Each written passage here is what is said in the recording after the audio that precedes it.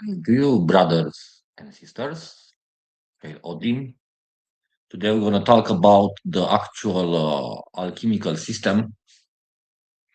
There is no such spiritual practice that doesn't address alchemy at a certain level.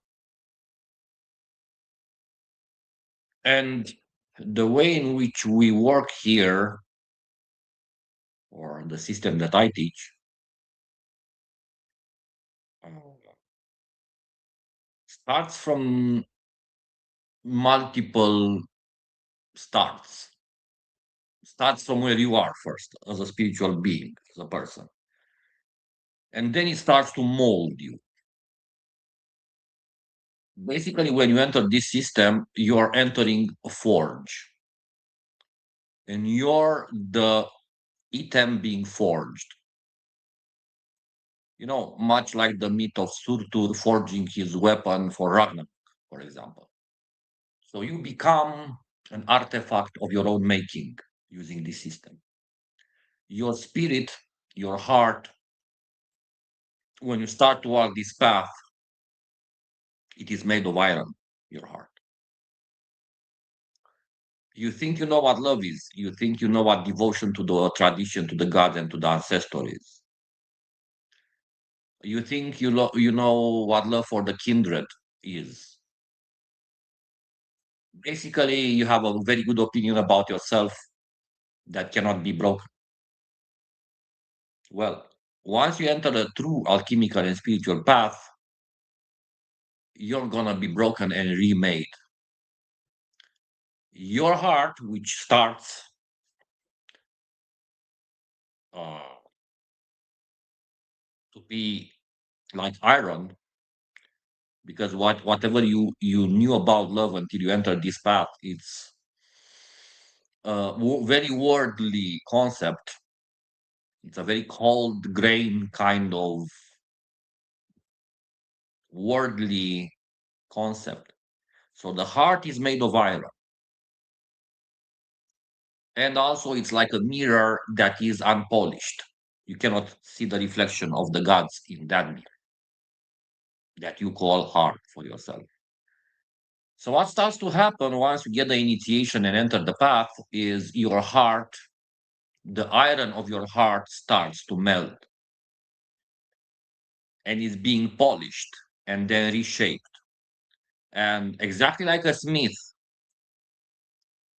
the iron is exposed to heat and to the hammer.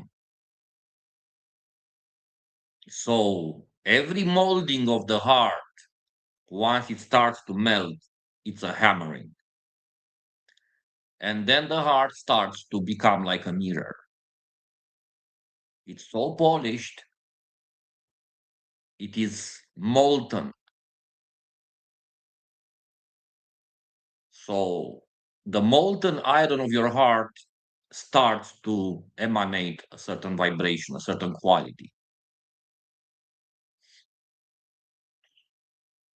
And only after then you become a worthy recipient for the grace of the gods. So, if your heart remains iron and you accumulate knowledge, power, even virtues, those knowledge, virtues, and powers would be the slaves of an iron heart, which will do only not so great or loving deeds in the world. It will always end up in a certain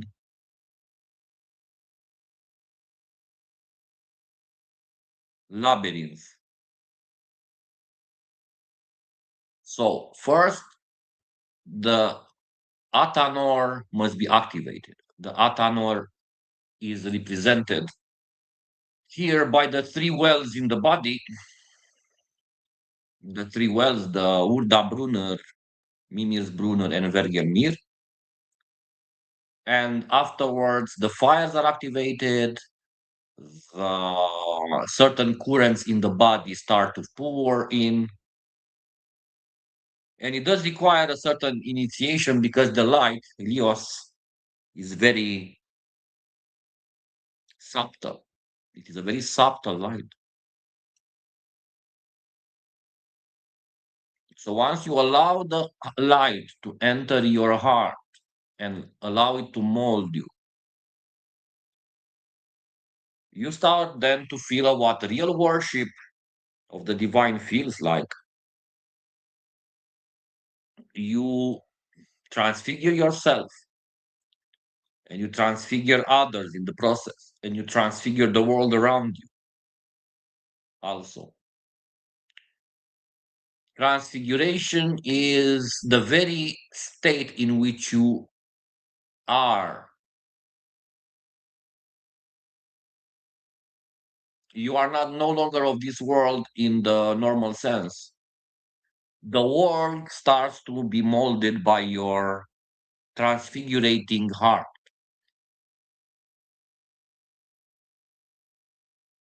And then you enter Asgard spiritually. And you start to walk in Asgard spiritually everywhere. Whatever did you do it from that plane. Whatever thought and emotion you have, you act from that plane. No matter if even a normal person enters your life, they will not know what's going on, you know, because they will feel transformations in themselves of such a high quality, of such a powerful emanation of goodness. They will be scared by their own goodness at one point. Like the god Baldur, which is the archetype of goodness, which like Skadi or Uller are archetypes of survival, of crafty survival, highly conservatory spirit, self-conservation spirit. So yes, this is the idea. I invite you to walk this path together with me, a self-transformative path that is not without challenges, guys, but at least it is a path that leads to the summit of the gods. Hail to you.